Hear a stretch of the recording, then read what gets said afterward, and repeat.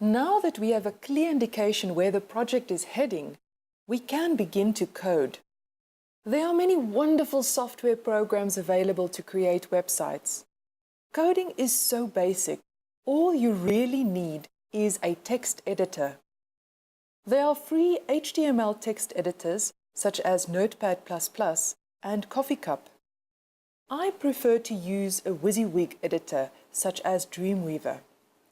The advantage of Dreamweaver is that it allows you to determine when you want to insert elements in display view and when you prefer to work in code view and alter elements there.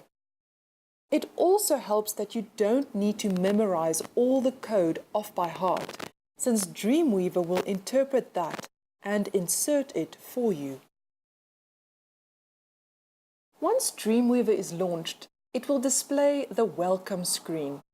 You will see that it grouped useful information such as creating new documents, recent items, and starter templates into 3 columns. This saves a lot of time. Let's create a new HTML document using the welcome screen. The new document pop-up box appears. Here you see displayed more options for various documents that Dreamweaver can create, or even template options. You will also see the built-in Bootstrap feature that has been incorporated into Dreamweaver since the Creative Cloud version. Bootstrap is an open-source toolkit that creates responsive mobile-first websites.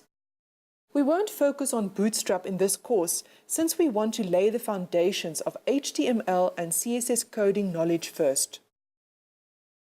We can already stipulate the title of the document here, but I want to show you at a later stage where we can also create it.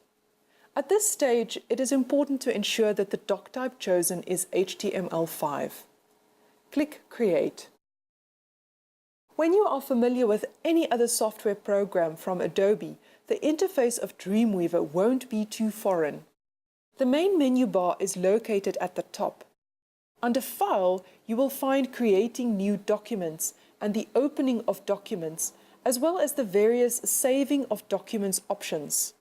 The ability to print code is convenient when you want to troubleshoot or share your work with a colleague.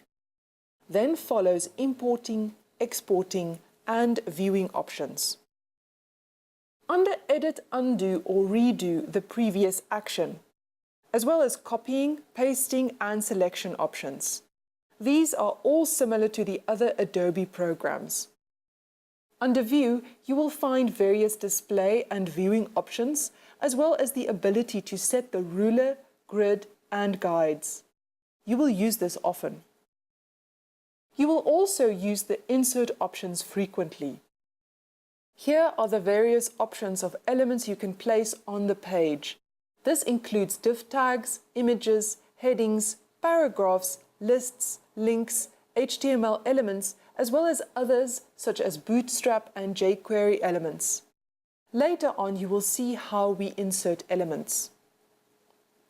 Under Modify, you will find various properties, from editing the page to tables and images. Altering the alignment can also be changed here. The library and templates can also be adjusted from here. Format allows you to insert various HTML elements such as text elements, text align options, and setting up of lists. On the Style flyout, you will see various HTML styling options. These we will mostly style with CSS though. It is also here that you can control CSS styles from. We will set up the workspace for ourselves in such a way, however, that we will retrieve most of this from a docked panel situated at the right of the screen. The Commands menu offers useful commands such as Cleanup HTML and Cleanup Word HTML. Most useful is the Check Spelling command. You can also use this menu to format and sort a table and optimize an image for the web. The Site menu presents the commands that have to do with an entire website and setting up a website. We will perform that action in the next video. The Window menu is important because it opens and closes all the Dreamweaver panels and inspectors. There's also a list of all the open files at the bottom of the menu. Along with providing links to the HTML-based help files, the Help menu contains the command to launch the extension manager. There are numerous links to Adobe resources, including the Dreamweaver Support Center on the Adobe website. Selecting the About Dreamweaver command is useful if you need to find out which version of Dreamweaver you are running. The Workspace Modes menu allows you to choose between several predefined window layouts, or you can create and save a custom new workspace. We will keep it in beginner mode for this project. The Insert panel is located at the top right of the screen.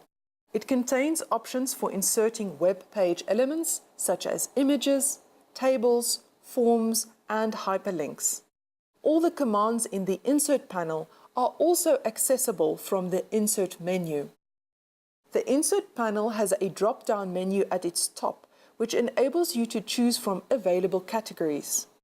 By default, the HTML category displays.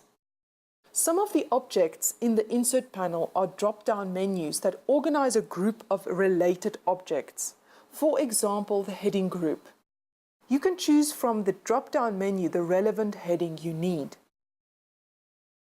The CSS Designer panel lists styles that have been defined and are ready to be applied to elements on your web page. You use this panel extensively when creating new styles in Dreamweaver.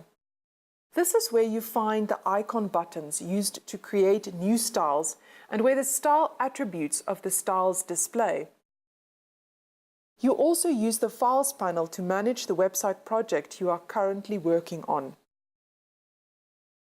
The document window displays the file name under the menu bar at the top of the screen. It is the area of the Dreamweaver interface you will use frequently. The document toolbar provides instant access to important commands.